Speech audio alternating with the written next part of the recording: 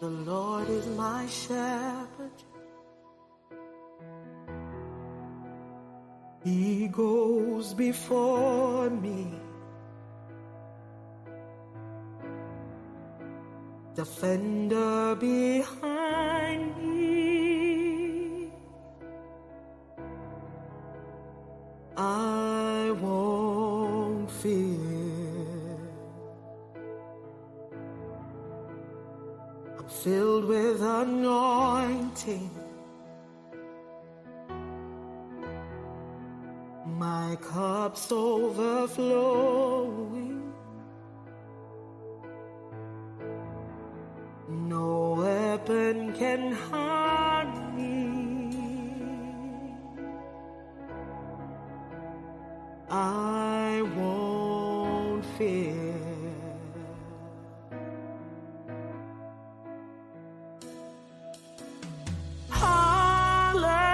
Hallelujah.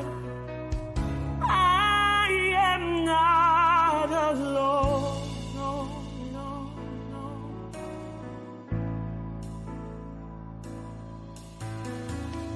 He's my comfort, always holds me close. He always guides me through mountains and valleys. His joy is refreshing, restores my soul. Mercy and goodness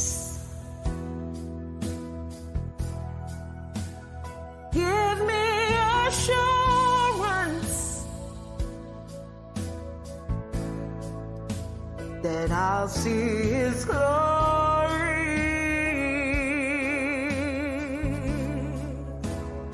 Face to face.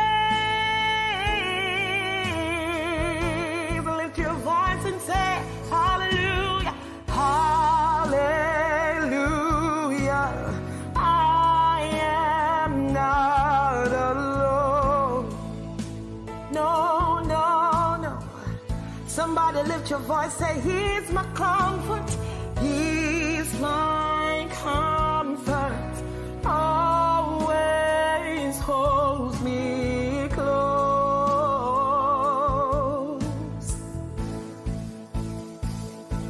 Oh, hallelujah. I am not alone. No, no. He's my comfort, always holds me close.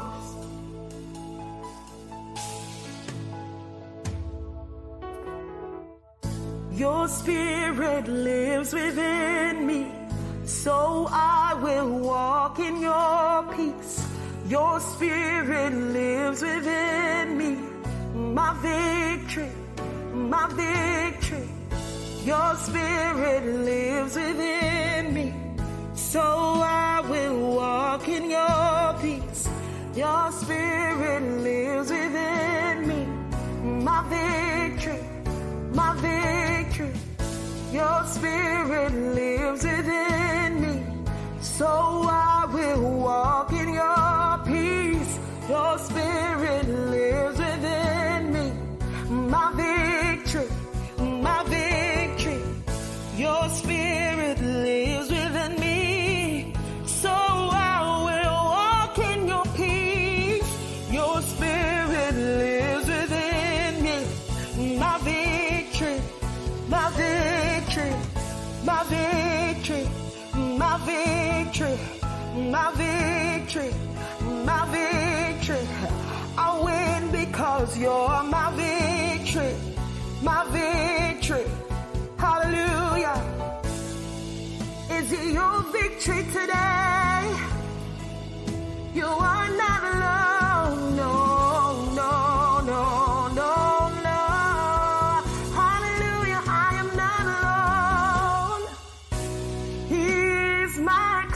comfort always, always holds me close.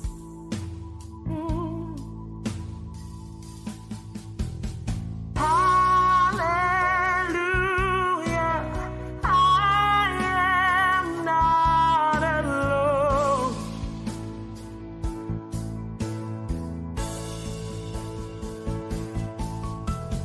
He's my comfort, always holds me close.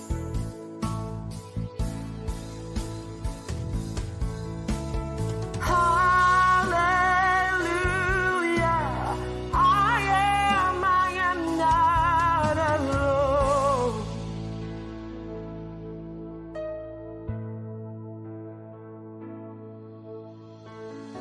He's my comfort, always holds me close.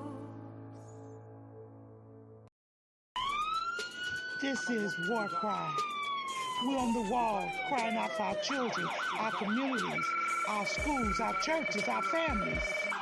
This is War Cry. Welcome to our reality. Gun violence. Chicago, Philly, Detroit, New York, Atlanta, just to name a few. Our black children are dying day by day. This is War Cry. Police brutality. Hands up! Don't move. I can't breathe. Hashtag Black Lives Matter. Hashtag All Lives Matter to Christ. This is War Cry. Drugs, rape, mass shooting, school violence. This is War Cry. Galvanizing people to pray for our children and to take action. Let's march on Washington. We want prayer back in school. This is War Cry. Cameras, memorials in every corner in our neighborhood. Who died this weekend? Oh no, not Miss Martha's grandson. This is War Cry. He was only 16. His brother died last year. He was only 13. This is War Cry. We the people. We're the elected officials. This is War Cry. We need the church. Where's the church? Only on Sundays. Get to the streets, church. We need you out there. This is War Cry. Girl, be gone. Boy, be gone. Mothers crying. Fathers being locked up. Welcome to our reality. Identity crisis. This is War Cry. Oh, they're trying to remove our history off the textbook. Oh, critical race theory? It makes them feel bad. It's our reality. Fake reality shows. We want the real truth. Stay woke. This is War Cry. HBCUs under attack. This is War Cry.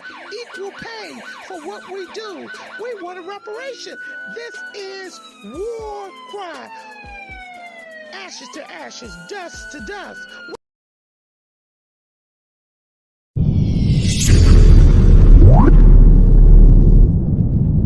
Copyright disclaimer under Section 107 of the Copyright Act 1976, allowance is made for fair use for purposes such as criticism, comment, news reporting, teaching, scholarship, and research.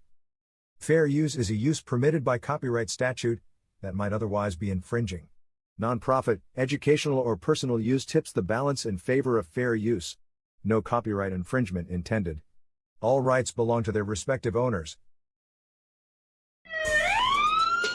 This is War Cry. We're on the wall crying out for our children, our communities, our schools, our churches, our families. This is War Cry. Welcome to our reality. Gun violence. Chicago, Philly, Detroit, New York, Atlanta, just to name a few. Our black children are dying day by day. This is War Cry. Police brutality. Hands up! Don't move. I can't breathe. Hashtag Black Lives Matter. Hashtag All Lives Matter to Christ. This is War Cry. Drugs, rape, mass shooting, school violence. This is War Cry, galvanizing people to pray for our children and to take action. Let's march on Washington. We want prayer back in school. This is War Cry, candles, memorials in every corner in our neighborhood. Who died this weekend? Oh no, not Miss Martha's grandson. This is War Cry. He was only 16. His brother died last year. He was only 13. This is War Cry. We the people. We're the elected officials. This is War Cry. We need the church. Where's the church? Only on Sundays. Get to the streets, church. We need you out there. This is War Cry. Girl, be gone. Boy, be gone. Mothers crying. Fathers being locked up. Welcome to our reality. Identity crisis. This is War Cry. Oh, they're trying to remove our history off the textbook. Oh, critical race theory? It makes them feel bad. It's our reality. Fake reality shows. We want the real truth. Stay woke. This is War Cry. HBCUs under attack. This is War Cry. Equal pay for what we do. We want a reparation. This is War Cry. Ashes to ashes, dust to dust. Wait a minute. Is that somebody else they're burying that looks like us? Only 12. This is War Cry. Oh, let us come together and pray for our young people, pray for our communities, pray for our schools, pray for our churches, pray that the government gives us what we need, a fair opportunity. This is War Cry, home of the land, home of the brave, land of the free. Who's free? Our men are locked up. This is War Cry. Hashtag mothers against gang violence. Hashtag fathers who love their sons. Hashtag what would Jesus do? This is War Cry. I know who goes before me. I know who stays behind. The God of Israel's army is always by my side.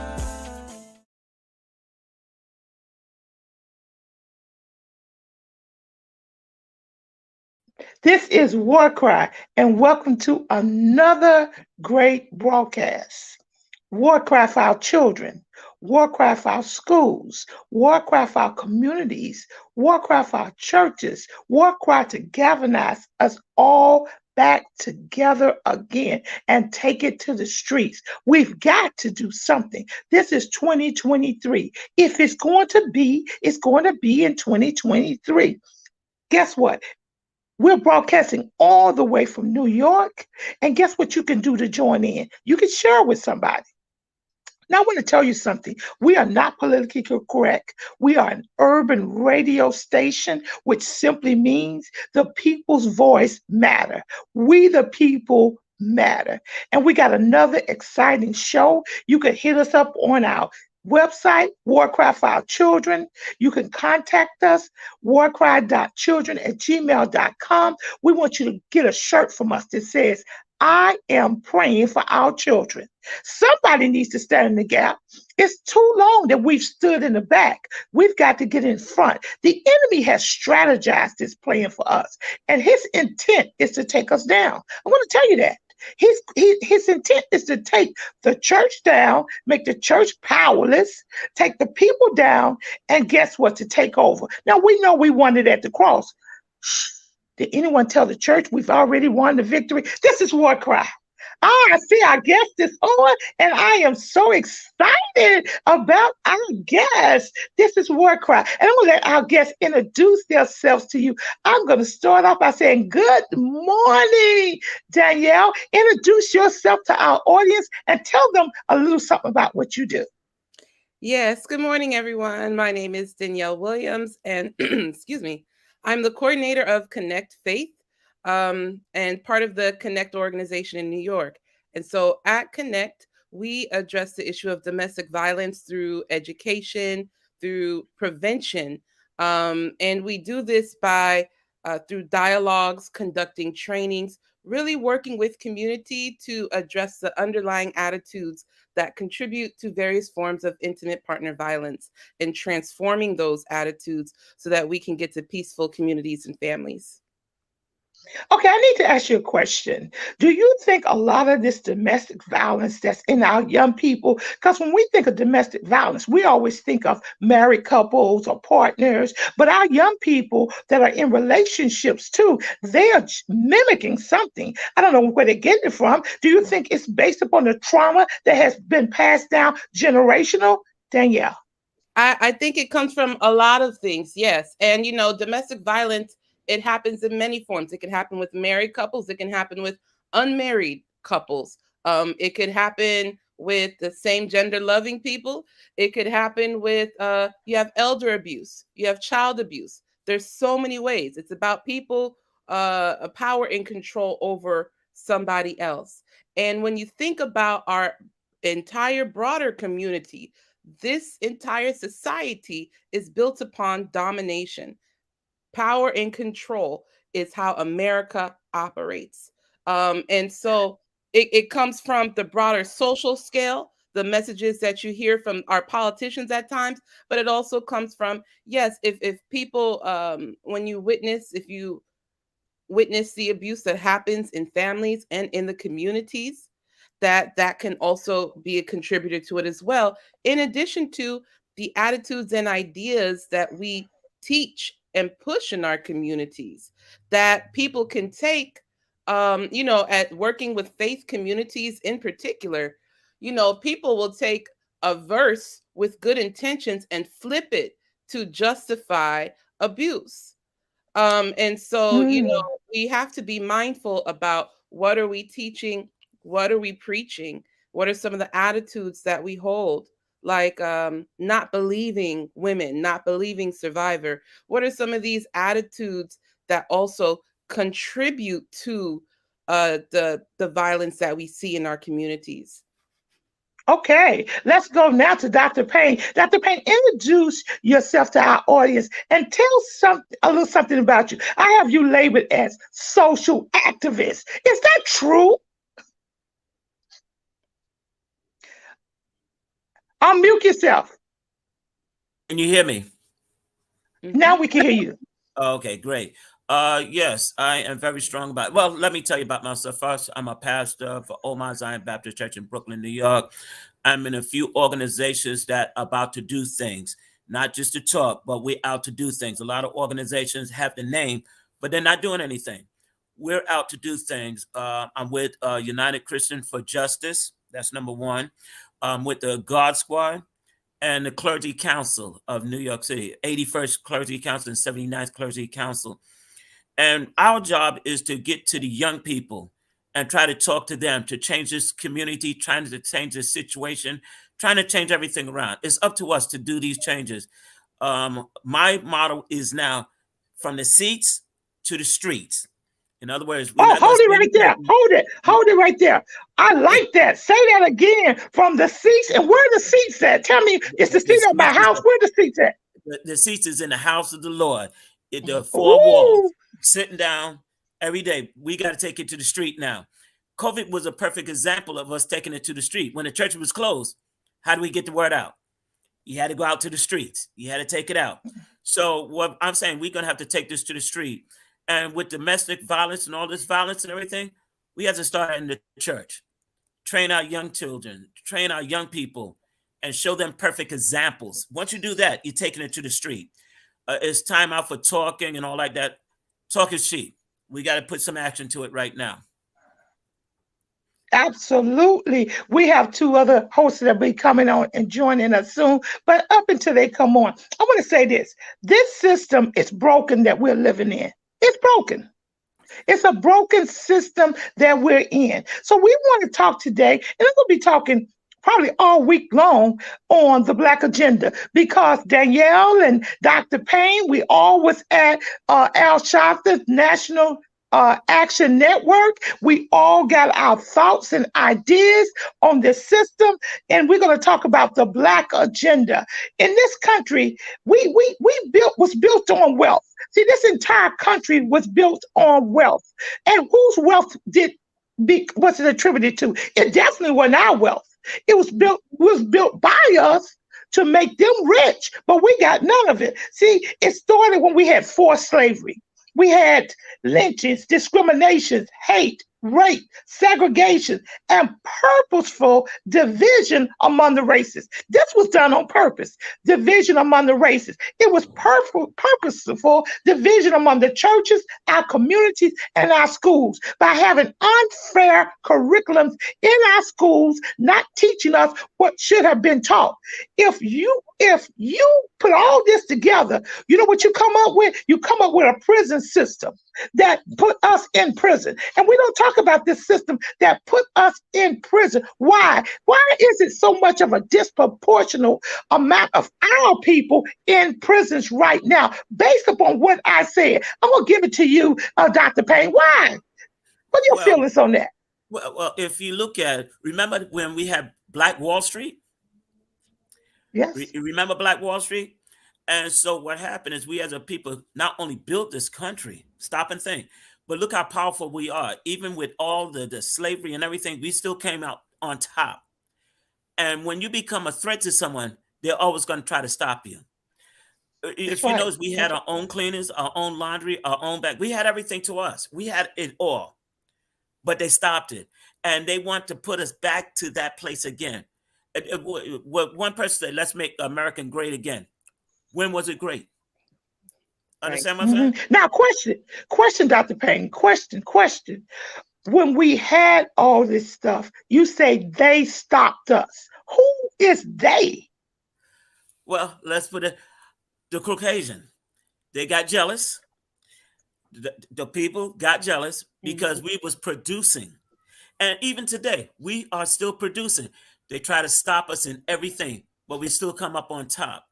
And whenever you come up to the top, you're going to have people that's always jealous of you.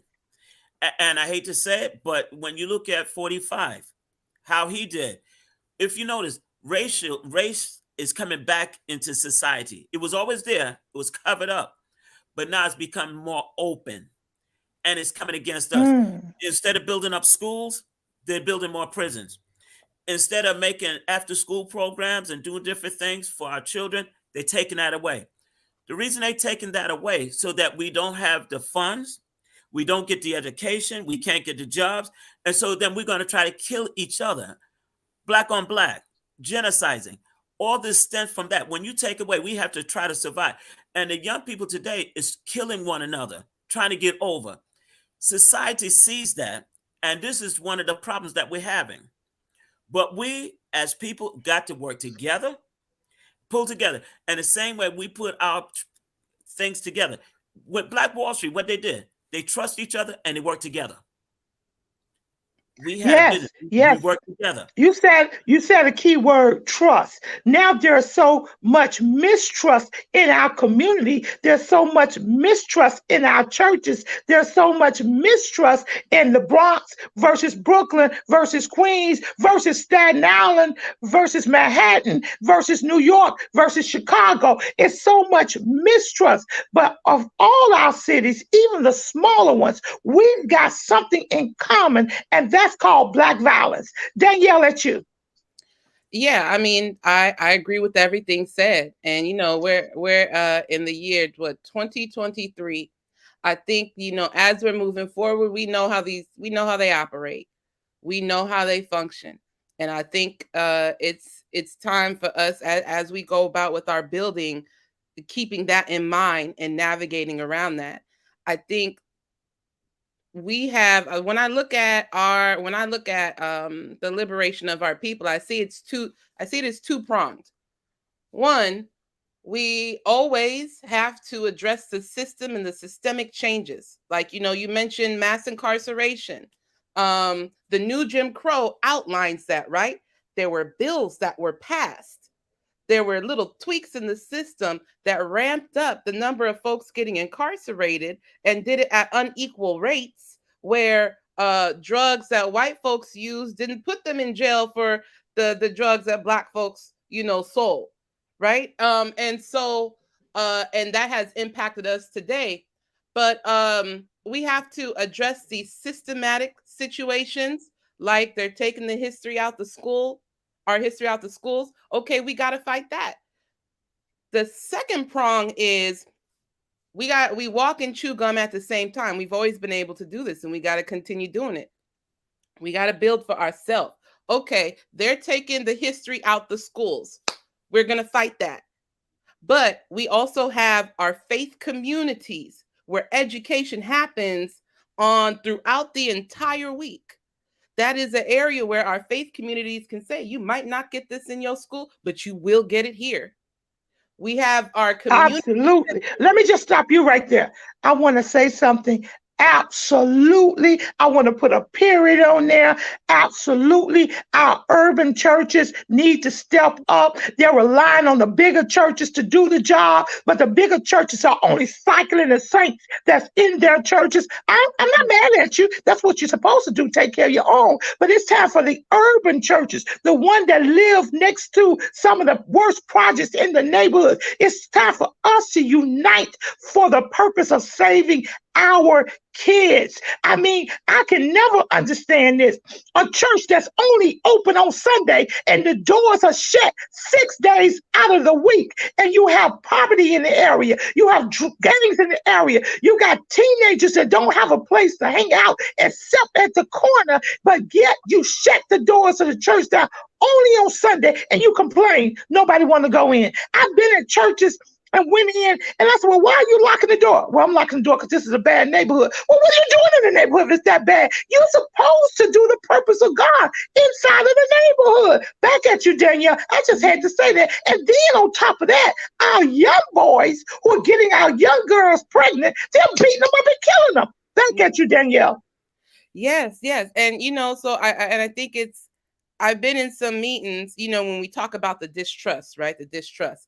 I've been in some meetings where you get a whole bunch of Black people together, and then we start talking about, okay, what resource do you have? What resource do you have? And then you start connecting the dots, and you're like, oh, wait, yeah, we can work around this systemic impediment with some of the resources that we have while we're fighting it at the same time. And so I think, when it comes to the community violence, when it comes to the domestic violence, there are things that we also have control over, that we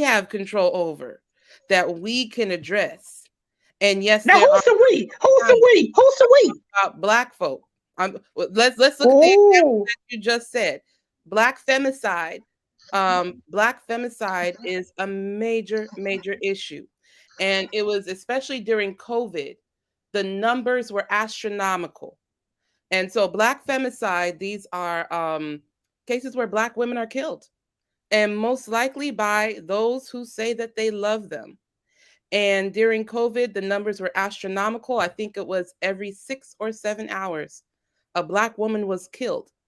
And somebody, the sister, she runs a page called Black Femicide. She was looking at the newspaper articles and pulling it out and keeping track. And she calculated that every 6 or 7 hours. And people said, that's not true. That's not happening in our community. And then the FBI confirmed it. So, again, we have to get together and talk amongst each other about what is contributing to this. What are our ideas around women, around violence against women, around relationships, power and control that are contributing to this? And how can we transform that within our community? You know what I'm saying? Now, absolutely. There's a variety of systemic factors that play into this, but there are also things that we have the power to control and that we can address. Absolutely. And when I'm going to let Dr. Wayne come in, but one of the things that that Hoover said, and we know that Hoover was a racist. Come on, we got to say it. And we know that he was in the background somewhere with some of our leaders, our Black leaders, was actually assassinated. And I don't want to say murdered. Okay, I'm sorry, guys. This is war cry. We're not politically correct, but we're Christ correct, and we're an urban station, and we're about the people. We're for the people and about the people. We're not what you're going to see on your regular shows. We're going to give you the hard truth, the hard facts. And if you don't like it, oh well, because somebody needs to pull up themselves and see what's going on in our community. We're the urban church. Why is it that the government makes all these laws and roll it down to us? We know what the Black agenda should be. We're living in here. We are preaching. We're seeing domestic violence. We're seeing our Black kids dying. We're seeing our Black men going to prison. We're seeing it. We're hearing it. So this is war cry. I'm going to get back to you, Dr. Payne, because I know you want to jump in. Yes. Oh, yeah. That's why I'm saying we have to take it to the streets. When you look at it, because we could prevent a lot of things, speaking to our young men. And we don't speak to our young men. All the young men out there is not bad. Stop and think. Hold it, Dr. Payne. Dr. Payne. Dr. Payne, I got to come in with this. Yes. Where are the men in the church? see, where are the men? What's happening to the men in the church? We don't have the men in the church. Don't come out the church and do it. Now, I'm not saying you. Where are the Black men that's supposed to be mentoring the Black boys or the Black young men? Where are they? I'm looking for them. They have forgotten their own manhood. Yeah. Okay, that's Dr. Gregory Johnson. Dr. Gregory Johnson, he just came on there. I'm going to let Dr. Payne finish, and Dr. Johnson will bring you in. Dr. Payne, where are the Black men? Then we'll let Dr. Johnson jump in. Well, you know what? I blame that with the churches today, because we sit in our four corners instead of going out and bringing them and talking to them. It's our job to invite. Our job to invite. And if you invite someone, they will come. A lot of men don't come to church because it's religious or however. But you got to invite them. You got to throw out the net. You got to throw out that bait and draw them. A lot of times we don't do that, to go out, even to reach men on the corner, reach young boys in the street. We can do that if we speak to them. I'm trying to do that now. Speak to our young people, our young men, trying to work with them and bring them in. Once they come in, they may be able to. Why don't you tell us right now some of the things you're doing in that area right now? Oh, okay. Well, right now I got like a street ministry, whereas we going out witnessing to young men on the corners and everything. When I say witnessing to them, hey, yo, bro, you don't have to do the smoking and drinking. Why don't you come to church? We got a better life for you. You don't have to do all these different things. We go out and try to witness, not try to preach to them, but invite them and try to, reason with them. If you start doing things like that, these young men will come. Even if they call me OG, I'm just 65 years old, but they call me OG. And a lot of time when you speak to the young guys, they give you the respect. And sometimes these guys look at the elderly ladies and they, hi, moms, how you doing? Is everything okay? These young men, they have respect, but you just got to invite them. And yes, some young men will come. Not everyone's going to come, not everybody, but out of 10 of them, you may get one or two. And when you get that one or two, they can talk to their friend, because sheepy get sheep. Young people bring other young people. If you could get that one, they will start bringing more. But we got to make the initial move to try to get one. We're not even trying to get one. Got to make it. Got to make it. We got to go beyond the walls. Beyond the wall. This is War Cry, and we're talking about the Black agenda from the urban area. Why should Washington be telling us what to do? They should be listening to us and giving us the money to do. We know the needs of our community. Now we have Dr. Johnson that have joined us. Dr. Johnson, would you like to step in and just talk to us a little bit about what you think should be on the Black agenda? Well, from what I've seen now, what's going on now? Introduce yourself, Dr. Johnson. Dr. Johnson, introduce yourself. Hello, good morning, everyone. I'm glad to be here. I would like to say that this is a much needed discussion, and I'm glad to be a part of it. But getting back to the Black agenda that we're discussing this morning, I think the most important aspect is the Black family as a whole needs to be incorporated. Not just the Black man and Black woman, but the Black children along with them. As a whole, we need to think like a village again. We need to think like our ancestors should do. We need to come together as a whole. And unfortunately, a lot of our black men that are going on now because of the social climate and the economics that's going on, a lot of them feel somewhat hopeless or uninvited in many cases when it comes to the church. And then a lot of them have been let down, and a lot of them have seen things that are not good to see. There's been a lot of hypocrisy. There's been a lot of dividing. There's been a lot of show and tell and no do. So it's going to take something for the black man to come to church today. You got to show him something. And he's most of all, you've got to let him know what his place is. His place is in leadership. Absolutely. Absolutely. Okay, go back at you, Dr. Payne. I see you want to jump on that. And I agree. Example, practice what you preach. That's the best example. That's why you want to see men to come to church, because a lot of times they think pastors are only after money, the cars and everything. They're looking at that, and that's what they believe. But you have to show them something different. You show them the love that you care. Remember when it was coming up, how the family used to be oriented, the family used to be pulled together. We all sit down and eat together. We don't have that no more. Stop and think. No, And I agree with my brother. It's the family. We got to it's teach the that in home family. and also the church. It starts and stops with the family, and then it moves to the church.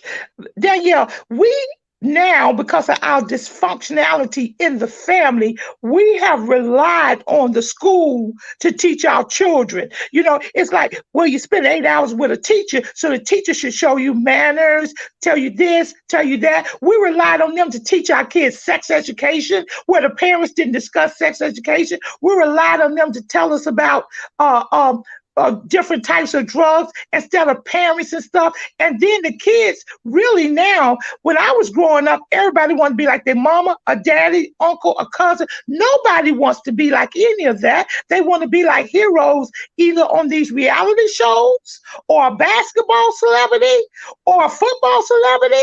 They definitely don't want to be no pastor or no preacher. And they are mimicking what they're seeing. That's why you see so much violence in the church and outside the church with our young people. Danielle, what do you think about that? Yeah, I mean, I agree. I agree with what you're saying. Sorry, I was so busy listening. I lost my track of mind. But you were saying about how it starts in the family and bringing the family together, and the church also living the example. Yeah, I think that's very, very key. Again, the messages that people hear are very, very important, and shape decisions that people make. And again, looking at what we have control over. I'll say this though. Sometimes I can imagine it might be challenging when parents are busy trying to provide for the home. And I can imagine also in single parent homes as well. So, babysitting and paying for a babysitter is astronomically high. So, yes, the school does play that role, and parents are working late. And so that could be a contributing factor. I also think, this is an area where we have control, because let's keep it real. Do our families like to talk about sex? No, Do our No, faith communities like to talk about sex? no. no. So if young folks aren't getting the education from the parents, from the faith communities, I grew up in the church. I never had sex education at church. Me We never neither. talked about sex. Where did I get that from? My homies. And I can imagine, right? And your homies Telling got the truth. She's science, right? telling the truth. And the only things your homies want to do is for you not to be a virgin. And now, my mother, she gave me a book. She gave me a book. It was like Birds in the Beach. She's like, all right, so go read this, and uh wait till marriage to have sex. That was my home sex education. And so so I think these issues are taboo. And I think it's also connected to some of the historical trauma that we faced. And I think these are areas for healing. And when I think about our faith communities, the beautiful role that we can play is creating the spaces for that healing, to say, like, this has been a trauma that we have experienced. Let's talk about it. Let's get to some healing. Okay, now here are some strategies that we can use to bring about transformation in this area. I think those are tools that we have.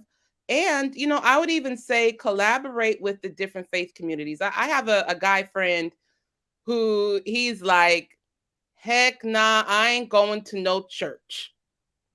He's in his he's a young Black professional in his 40s, early 40s. And he has this perception of the church. He's just like, one, it goes on all day. He's like, get the message, let me go on about my business.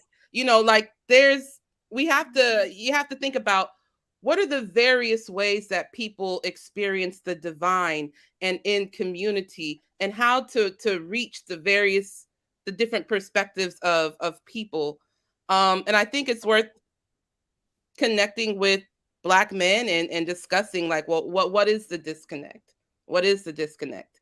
And I've even heard some conversations where folks say, listen, if you have the pastor, I'm not submitting to no man. Okay, so I don't know if it's the ego thing or what have you, where it's like somebody has to be the chief. Everybody got to be a chief, and is that why there are so many churches everywhere? Because all the men got to be the chief. I don't know, but these are some of the things that I've heard from some of my guy peers, and I think it's worth talking to them. He also mentioned, like, some of the spiritual activities. He says, for me, when I connect to spirit, it's when I'm out fishing. It's when I'm out fishing and I'm in silence and I'm reflecting on God. Well, are there activities geared towards how men connect to the divine in our faith communities? Are we thinking outside the box? That might be a link to bring folks in. Sister Danielle, I listened to you, and some of the things you have said really brought my memory back to when I was a teenager, because I was brought up in a church. And you mentioned about sex education, you mentioned about identity, you mentioned about socializing in the church. And I'm going to tell you something. A lot of the parents, when I was growing up, they were uneducated. I'll give you an example.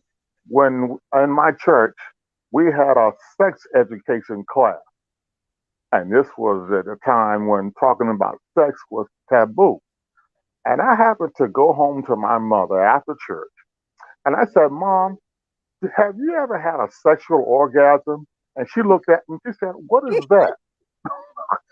And she said, boy, what you done brought in this house now? I said, Mom, I just want to share something with you that I heard at church. She said, oh my God, now we're in more trouble. And I was very outspoken because, amongst the young people when I was growing up, I was the one that was very bold. I wasn't scared of nothing. I would say was and ask you anything and say whatever was on my mind. And when the leader of the Young People's Institute in my church, and when because so many young ladies were coming up pregnant, and I got up and I spoke up for them young ladies. I said, listen, I think you ought to stop jumping on the young ladies because and I lost one of my best male friends because of this. I said, listen, y'all coming down all these young ladies. I said, but what about the young men? Yes. Y'all ain't saying nothing to them. And I said, listen, y'all don't ostracize this young lady. Now she got to sit in the back of the church. She got to sit with the mothers. She can't talk to the young people. But the deacons wouldn't grab Johnny and pat him on his back. He said, now listen, son, don't do that no more. But he wasn't. They didn't do nothing to him. That's correct. And they looked at me and told me to shut up, mind my business. Well, So Dr. Johnson, Yeah, Yeah. education must. I'm gonna turn it over to you, Pastor Payne, because I know you want to come in. See, it's some things that we have, like drugs. That should be sex education, drug abuse, drug use. All these things should be discussed. If we don't discuss these things in the church, guess what? The church, the streets will teach our kids, and the streets are teaching our kids what it said, how to respect a woman. These things are supposed to be discussed in the church. A lot of our black boys, they grow up in homes that don't have men that are role models. They don't have fathers. And a lot of that abuse, they see this one man coming in, he's abusing the mama. He see this man coming in. So they grow up with that trauma in them, along with the other trauma that's been inherited through slavery. So now when they grow up, they start violating women. So these hard subjects of racism has got to be discussed in the church, because a lot of times pastors from the streets in or from the outside in, they think all we want to do is collect money. See, the church started in a house.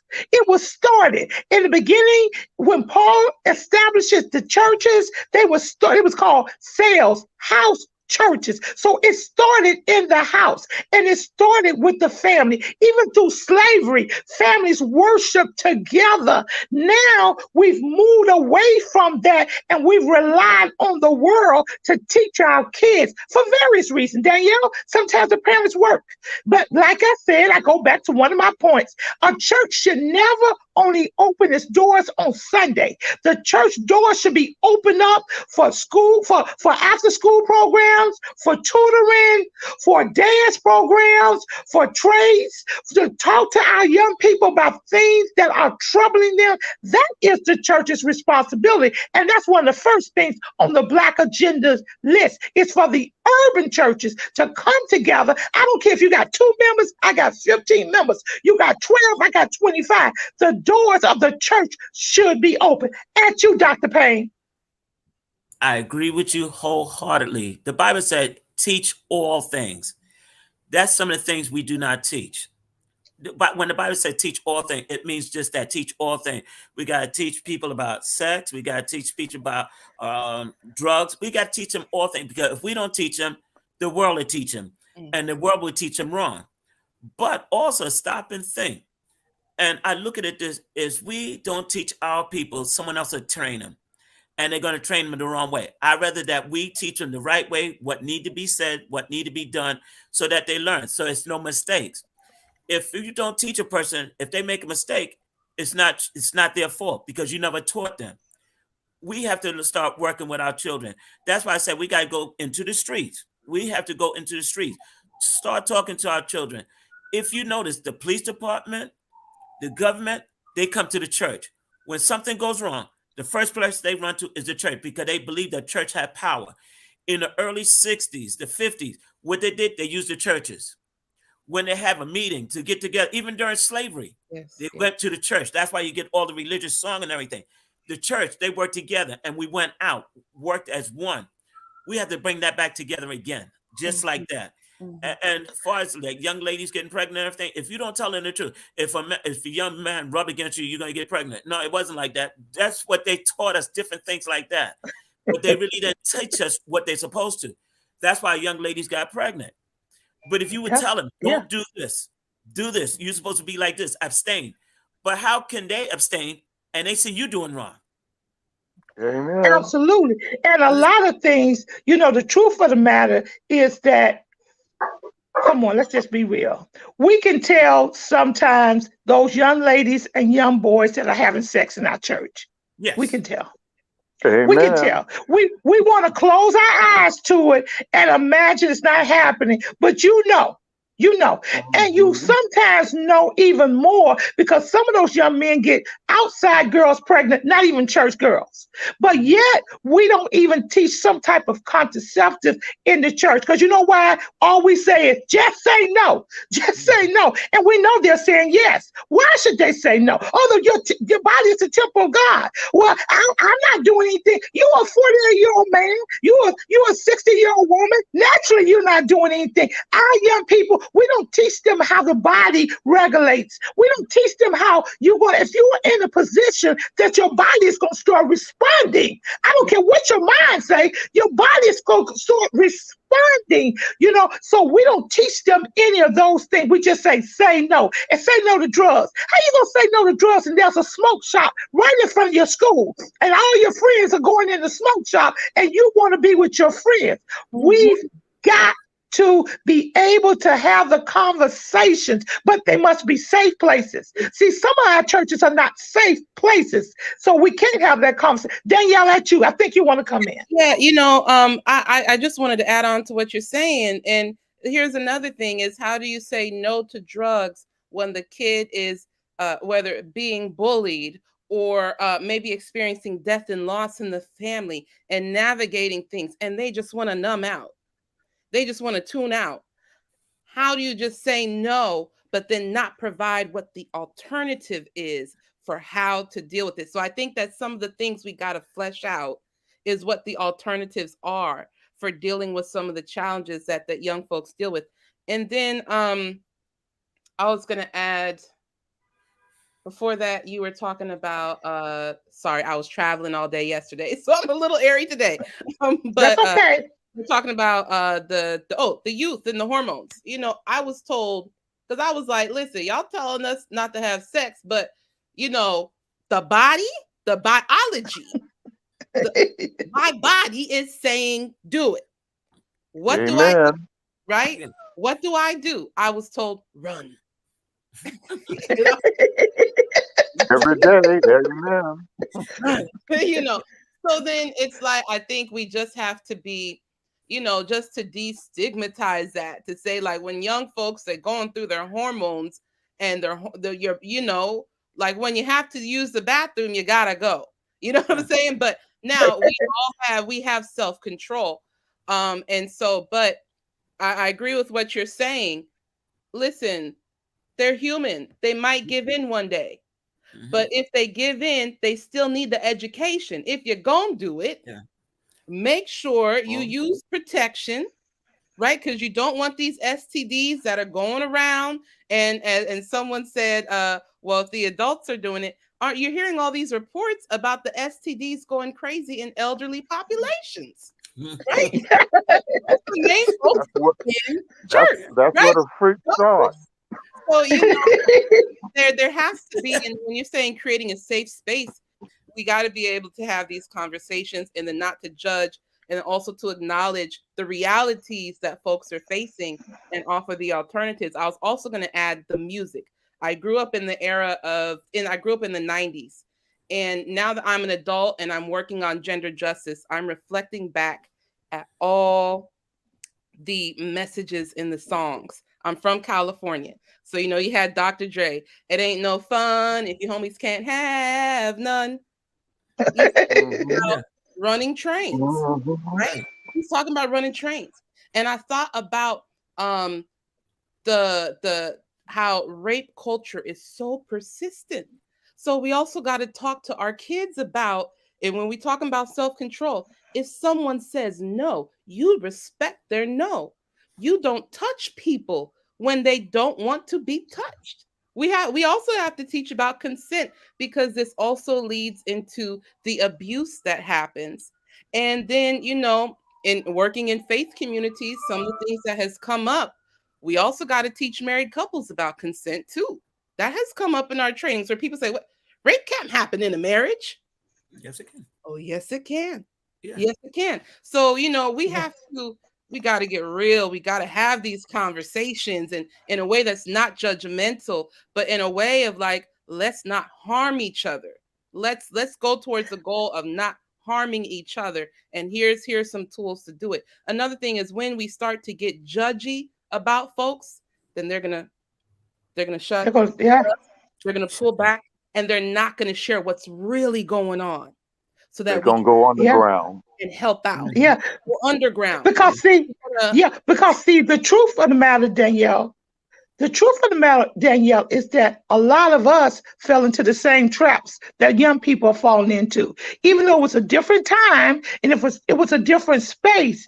If you listen to some of our testimonies, guess what? A lot of us was out there being very promiscuous as well. A lot of us did some things that our young people are doing at a higher level now. And if we tell them our testimonies instead of trying to be so holy than thou, then maybe that can draw them and show them what the power of God is about. I want to let you go, Pastor West, but I want to just say this as well, is that the church must be confidential and it must be a safe space and it cannot be judgmental because these young people are too used to us, the church, judging them. Because guess what? How they dress, how they talk, how they tattoo their body, guess what? It's not like out. It's not like us.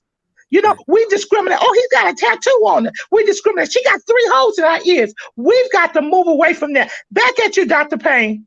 I was going to say what she said. I love everything that you said.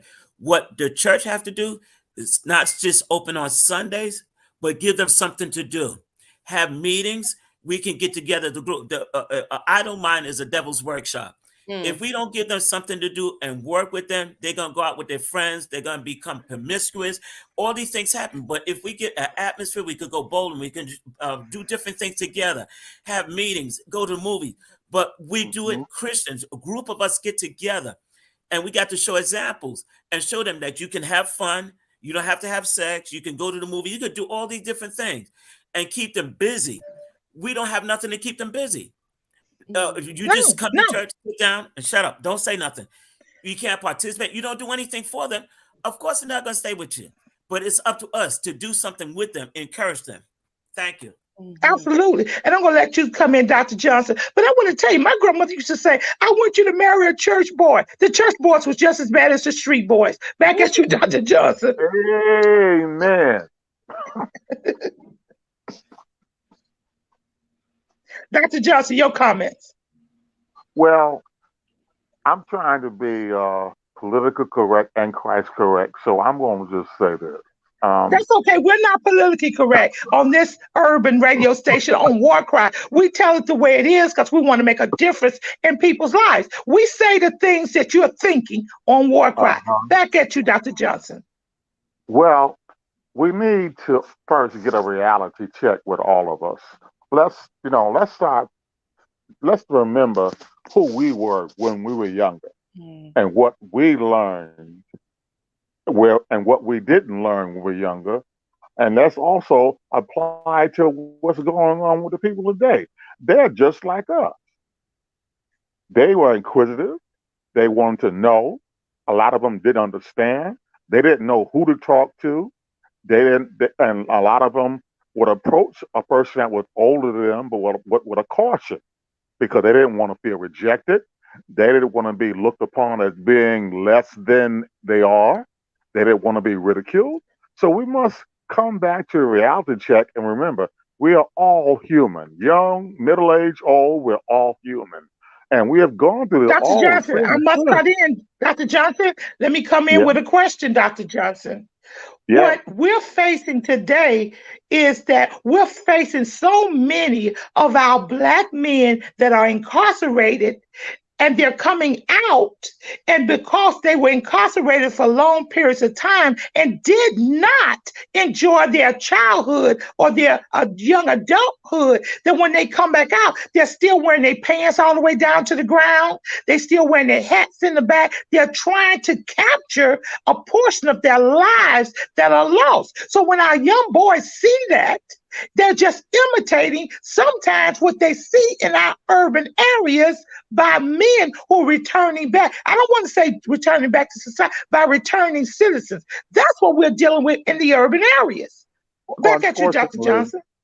Unfortunately, with the prison population, especially among men of color, when they went to jail in their youth and they got out when they were almost senior citizens, they stopped growing intellectually, spiritually, and culturally.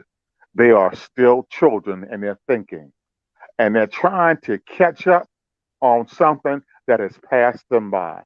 See, when you cage a human being for as long as 15, 20 years, or even 25 years. You have caged a human being who has stopped growing. Their mentality, the sociological aspects of their well being, the humanistic feelings and development have all come to a stop. You are an animal in your thinking and you're very immature in your thinking.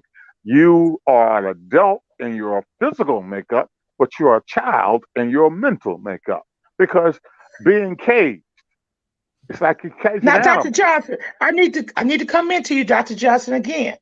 And when you take this population of men and return them to our urban communities without jobs, without education, without means to support their children, what happens to that man? That black man, when he comes out and he has to check the box that that I have felonies, that I've been in jail for 15 years. What happens to that black man, Dr. He, Johnson? that man, like you were speaking about, unfortunately, and it hurts me to say this, but he is lost. He has to start learning all over again. And he has to go to a place where he feels comfortable, where he can learn all over again. Because you're looking at a man who is still a boy. And then you want to take this man and put him back into the urban population, and you expect for him to be responsible with man duties, but he is still a child is thinking. You're looking at a man who has never learned responsibility. He doesn't even know how to be a man. All that has to be Let's stop right there. redone. Stop right there, Dr. Johnson. Dr. Payne, you want to come in on this? Yes, yes. What happened is now with the police department, well, with clergy council, guard squads, and different ones now, what we're trying to do is get the brothers that's coming out of jail, try to get them jobs and try to work with them and try to have like classes for them. They got things out there now. We're trying to work with people like that to make a better society because they paid their debt, they paid society. Now they're a free man. Yes, they still have a record, but it's up to us. Even the churches, you can bring young men like that have that criminal background. Start working with them, and there's programs out there to help them. That's what we got to encourage our people. When you got programs out there, take them to that So program. Dr. Payne, Pastor Payne, let me come in. Let me come in. So you're saying that should be on the church's agenda is to help the returning citizens that's Yes, coming back from being incarcerated to help them in the community to develop. Is that what you're saying, Dr. Payne? yes, definitely. Not only that, but those young men, those men that just coming out of jail, they can help the other young men before they get to jail. You can prevent that because they can tell them what not to do, what happened to them. They can work with the young people. And you see a person going wrong. If I know that I done wrong and it happened to me, I can tell the next young man, hey, don't do that because this is going to be the consequences. You can start training them and helping them. We can still use them. Yes, they've been incarcerated. Yes, they've been did their time, but we still can use them. God forgive them. If God can forgive them, we can forgive them and use them. And they could bring more Okay. people. Okay, at you, Danielle. I spoke about the returning citizens of our men that was incarcerated. Now, I want you to address the returning citizens of our women, because we have a lot of Black women now that are going to jail in alarming rates, just as our Black young people. And when they come back, some of them are even having their babies in jail, and the babies are being with them and taken apart, so they don't even have that mothering instinct. Now they come back into society, and guess what? Because of where they are, a lot of them have been put in isolation, put in those holding areas. They got mental disorders, and they're coming back in the community. What can you speak of from the woman's perspective? Yeah, well, I think it's important, and I thank you for bringing that up because we often talk about the men who are incarcerated. And as you said, more and more Black women are getting incarcerated. And in the field of gender justice that I work in, we also observe the molestation, sexual assault, domestic violence to prison pipeline that also exists. There are also survivors who are incarcerated and being further victimized. So that's also a challenge in our community. And in addition to all the other reasons why people end up incarcerated. But I think it's important to lift up the women and how they are impacted and come up with strategies for that. And I think whether we're talking about formerly incarcerated individuals or even talking about youth, the strategies that our faith communities come up with should be developed by those who are closest to the pain, because they're going to have a deeper level of understanding than those of us who haven't had those experiences about what is actually needed, so that a collaboration can take place, so that more folks can be assisted. And I also wanted to add on, I'm a child of the Black church. I practice African spirituality now, but as I've told you, Elder Montgomery, I still believe in the Black church. I'll always be connected to the Black church. It's also to know that other faith communities are having these conversations at the same time, whether it's Muslim, whether it's African traditional, or whatever other Black faith communities that are not Christian are also having these conversations, trying to figure out how can we stand in the gap for our people. Because as Malcolm X said, the system doesn't care whether you Baptist, you Muslim, whether you practice African spirituality, you Black at the same time. Amen. Absolutely. Amen. And Amen. yeah, and Now, so Danielle, I think this is a good opening for you to tell us about some of the services you offer to the Black church with Connect Faith. I yes. think open that up for us. Yes.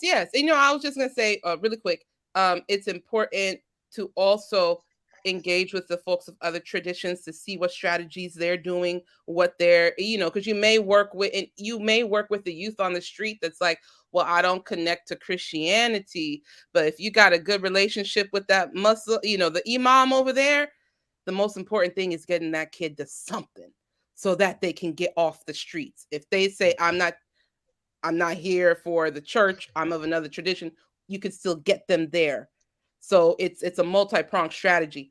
So in terms of the services that we provide to the Black church, at Connect Faith, we work with faith communities.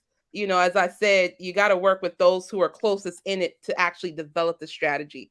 So we work with faith leaders, Black church faith leaders, to develop the strategies for addressing domestic violence in the Black church. And so we provide trainings that around faith and DV. So I have an MDiv at Union Theological Seminary. I love theology. I've studied biblical theology. And so in our trainings, what we do is we look at the particular tradition. If it's the Black church, for example, we're going to look at in the training with Black faith leaders, what are the resources within the Black Christian tradition that help to promote healthy, mutual, respectful, and loving relationships? So we pull those theological nuggets out because that's the toolkit for when Pastor Payne was talking about we have to teach these things. These are the things that we're going to teach. Okay, now let's look at what are the theologies and the teachings that either people warp or are misunderstood, or that rub survivors of violence a particular way, and these things that might cause harm. Let's know what those are so we know how to address it. So we have those type of theological discussions, which it allows for faith, for pastors, for ministry leaders to be able to speak biblically and Christ-centered on addressing domestic violence, on addressing Now gender. tell us real quick how we can get in contact with you, and all our listeners could get in contact with you. Yes. Oh, and so we also provide those trainings. We help organize if you're trying to do events at your church, sermon support, programmatic support. If you're trying to start a domestic violence ministry, we assist with that as well. And we also train, if you just want your staff trained, we can train your staff. You want your congregation trained, we can do that too. So you can reach me at D Williams at connectnyc.org. connectfaith.org. That's the best way to reach me. Say it again. Say it again. So D Williams at connectnyc.org.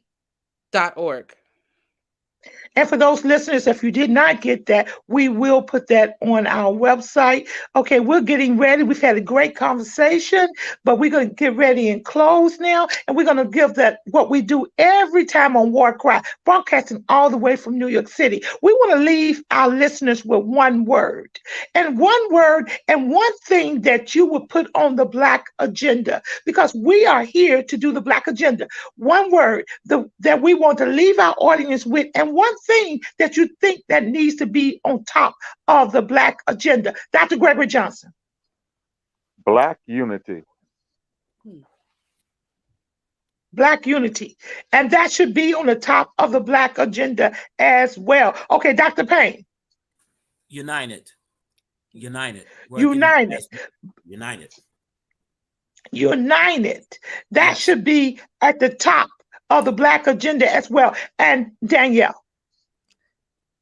Healing, which will contribute to the unity. I'm sorry, one word, but healing.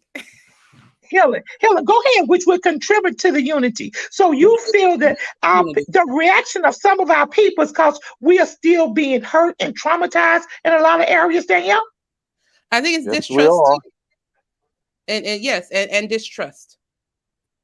Oh, wow. We got to continue this conversation. This is War Cry broadcasting all the way from New York City. Join us next week at 11 a.m. We are not politically correct, but we are Christ correct. We're an urban radio station. You can hit us up on our Facebook page, War Cry for Our Children, or on our website, War Cry for Our Children, or guess what? Send us an email at warcry.gmail.com.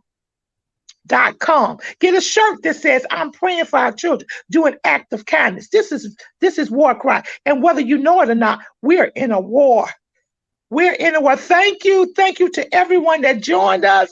Thank you to everyone. This is War Cry, and it's time for action.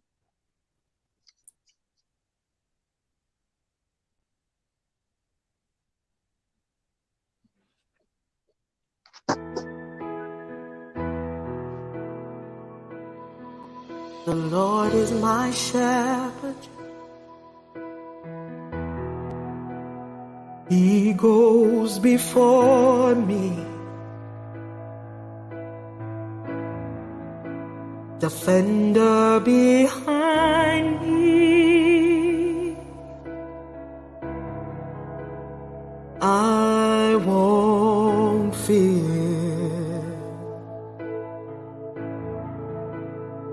Filled with anointing, my cup's overflowing. No weapon can harm me. I won't fear.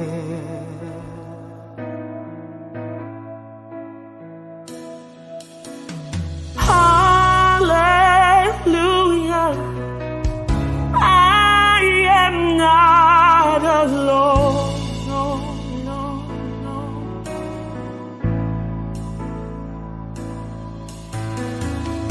He's my comfort, always holds me close. He always guides me through mountains and valleys. His joy is refreshing, restores my soul. Mercy and goodness give me assurance that I'll see His glory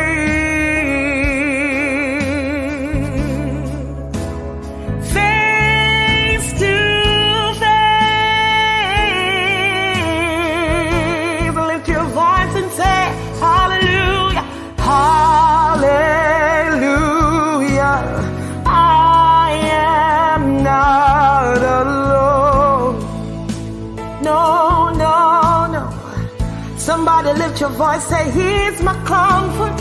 He's my comfort.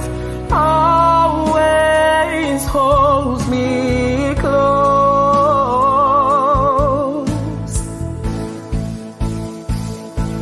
Oh, hallelujah. I am not alone. No, no. He's my comfort. Always holds me close.